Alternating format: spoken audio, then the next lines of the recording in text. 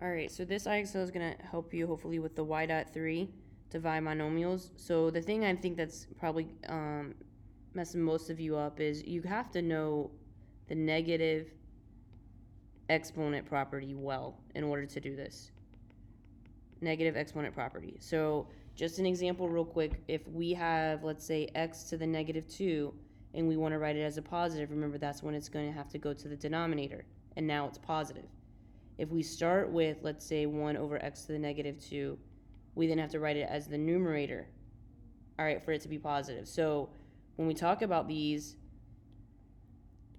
two are equivalent terms, all right, and then these two are equivalent terms, all right, they're interchangeable, all right, you just got to be able to move with those negative exponents. So if we look at the problem we have over here, all right, we have 4 divided by 2, so just do 4 divided by 2. That's going to give us 2. All right, then we have b to the first divided by b to the second, so same base. This is when we subtract exponents. Okay, so it would be b, and then we have the 1 minus 2. Okay, well, if we do that, that's going to leave us with a negative 1. So if my answer is 2b to the negative 1, I have to write it using positive exponents.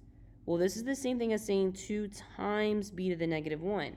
So we don't move the 2. The 2 doesn't have a negative power. The 2 has a positive 1 as a power. We just don't show it. Okay, so the 2 has to stay where it's at, but the b to the negative 1 has to go to the bottom. And now it's just b to the positive 1, or we can just say it's 2 over b. Okay, so that's how we would write our final answer. All right. Simplify, express your answer using positive exponents again. Okay, so 9 divided by 9 is just 1.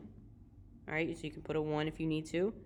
And then we have s, and it's 3 and a 6. So it would be 3 minus 6. We got to go in order of how you see it. So the top exponent minus the bottom exponent. So 3 minus 6 is negative 3.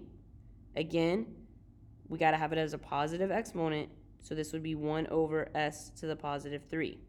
That would be our final answer. Another way that we can write this, since the 9s is equivalent to 1, all right, the other thing that we can do is if we look at s to the third, we actually think about what this means, s to the third over s to the 6. That means s times s times s over s times s times s times s times s times s. Okay, well, if you're, think about that, remember the same thing over the same thing, we always just cross out because it's equivalent to 1. Well, it leaves 3 of the s's in the bottom, which is the same thing as saying 1 over s to the third. So that's another way to look at it.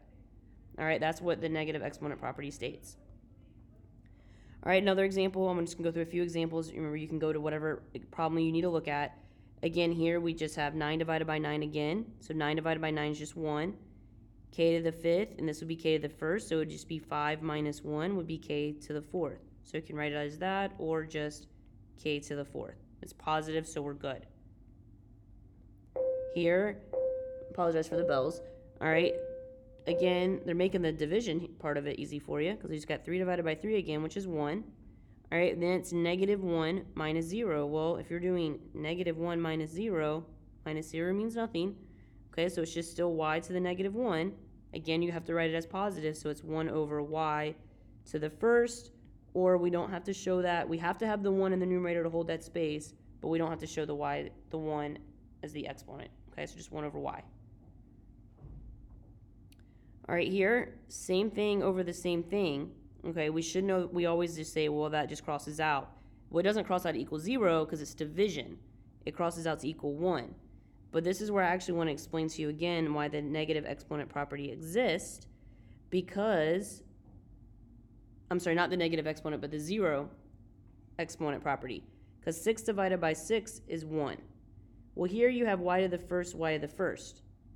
Well, if you do 1 minus 1, you get y to the 0. Well, this is the reason why that y to the 0, remember, anything at all to the 0 power, anything to the 0 power always equals 1. So this right here equals 1, and it's times what we have here, which is 1. So in this instance, our answer would just be 1. But if we go back to what we said in the very beginning, Why this is true is because if we have 6y over 6y, anytime it's the same thing over the same thing, it can only go into itself one full time. Okay, so again, the answer here is 1. Just trying to make you understand, though, this is why the zero property, why we say anything to the 0 power equates to 1. All right. Positive exponents again. So here we have the number 6, and it's just a 1 here. So 6 divided by 1 is just 6. And then we have t to the first over t to the 9th. So that would be a 1 minus 9, which would be a negative 8. So t to the negative 8. Got to show it as a positive. So the 6 is going to stay in the numerator, because remember, 6 has a positive power, but the t to the now positive 8 has to go to the bottom. And that would be our answer. All right, last example here, positive exponents. All right, so we're going to divide our numbers. So 9 divided by 3, it's just going to be 3. V to the 0, 0 minus 0 is just 0. Same thing over same thing is just 1. So just cancels out, or we could say 3 times 1. But either way, our answer would just be 3. Okay, so hopefully that helps you accomplish or what you need to accomplish for y.3. Remember, you only got to get a SMART score of 70, and then you can move on.